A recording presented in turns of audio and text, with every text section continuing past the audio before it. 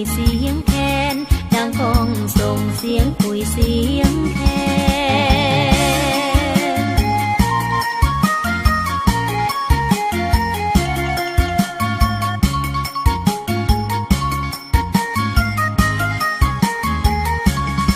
ป้อนเล่าแผนแสนนิ่มนวลงามตา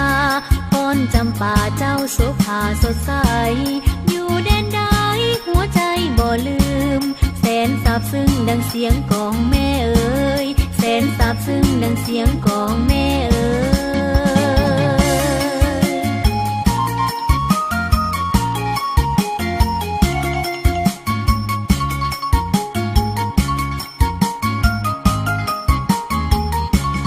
อยู่ไสเดจะเหมือนบ้านเฮาอยู่บ้านเฮามีความหักใครสนุกหัวใจในหอยยิ้มไมตรีเมตตาอาลีน้องพี่ลาวเอ๋ยเมตตาอาลีน้องพี่ลาวเอ๋ย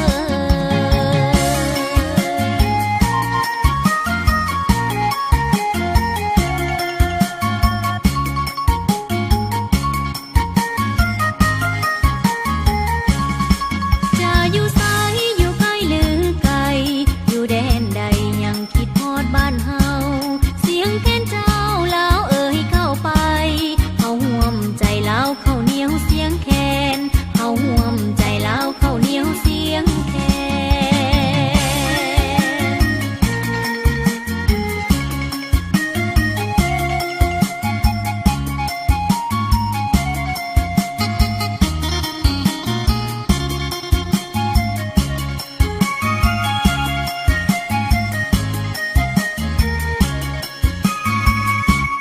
ป้อนเล่าแผนแสนนิ่มนวลงามตาป้อนจำป่าเจ้าโสภาสดใส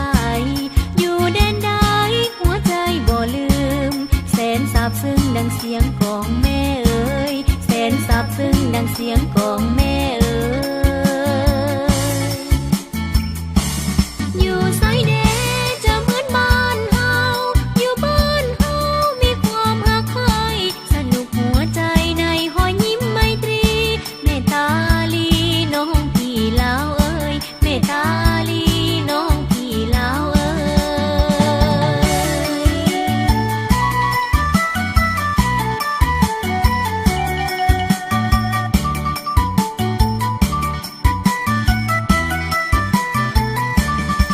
จะอยู่ไสอยู่ใกล้หรือไกลอยู่แดนใดยังคิดฮอดบ้านเฮาเสียงแค้นเจ้าลาวเอ๋ยเข้าไป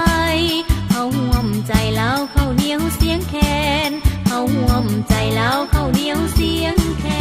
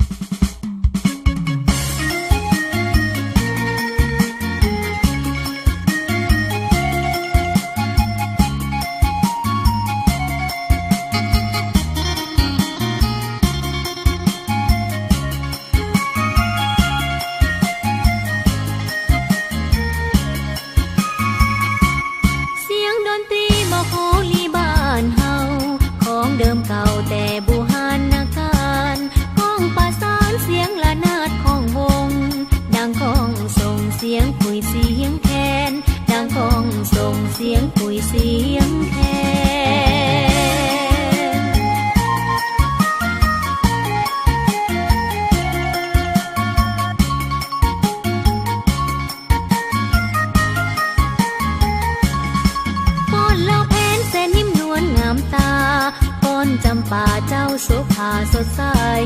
อยู่แดนใดหัวใจบ่ลืมแสนซาบซึ้งดังเสียงกองแม่เอ๋ยแสนซาบซึ้งดังเสียงกองแม่เอ๋ย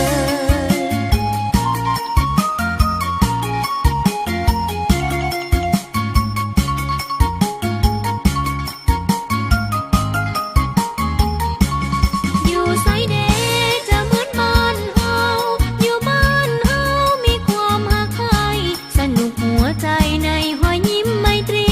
เมตตาอาลีน้องพี่ล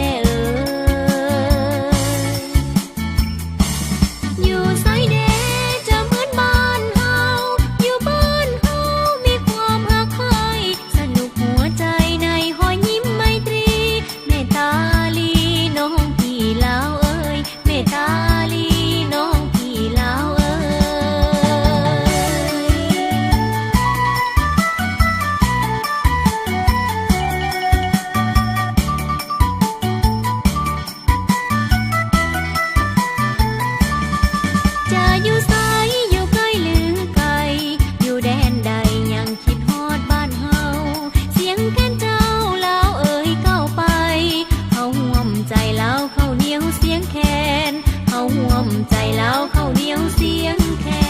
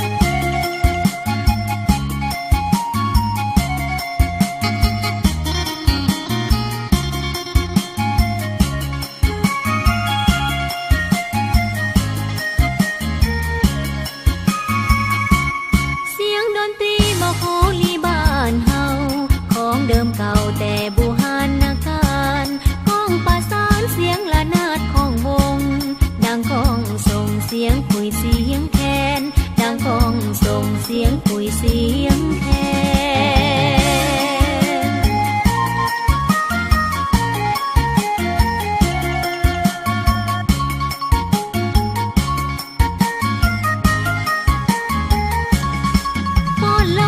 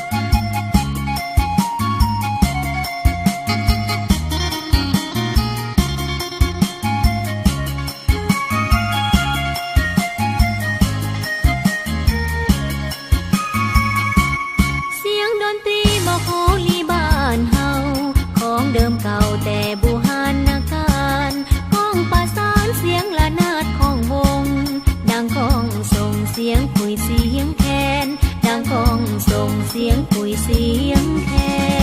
น